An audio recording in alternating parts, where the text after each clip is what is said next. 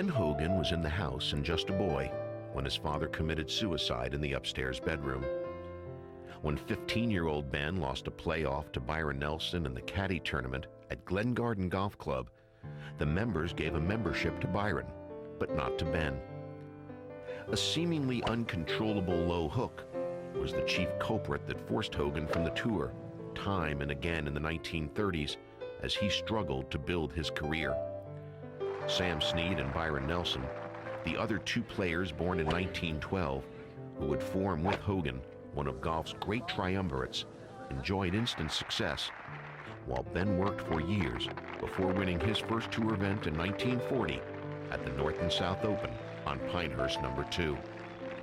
When Hogan returned from service to the tour near the end of World War II, he sought dramatic change in his technique, even though he was now a proven and consistent winner. He moved his hands more on top of the club. He shortened and flattened his backswing, and he began to hit his shots with a tightly controlled fade. By 1948, Ben Hogan was the game's best player and intently focused on winning major championships. In the early hours of February 2nd, 1949, on a fog-shrouded Texas highway, his plans and body were shattered when a bus smashed his car head-on as he instinctively threw his body to protect his wife Valerie. His life saved and broken body now on the mend, he began to plot his return to walking, then hitting golf balls, and then to championship form.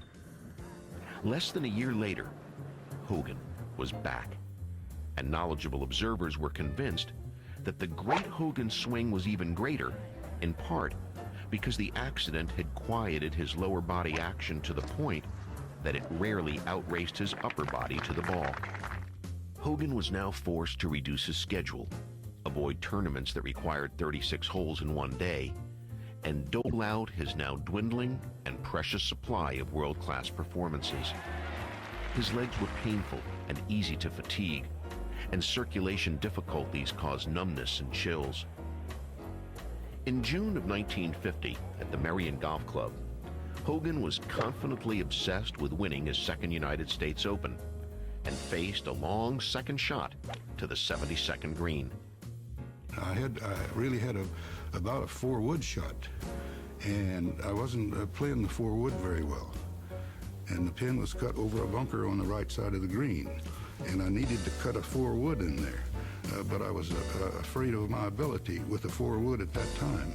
So I took the 1-iron and played it straight in there. If I was lucky, I could hold the 30-footer I had for a 3 and win the tournament. But if not, I'd 2-putt and still got a tie. After 2-putting to get into the playoff, Hogan shot a 69, beat Lloyd Mangrum and George Fazio, and began an assault that would yield 6 major championships over the next 4 seasons.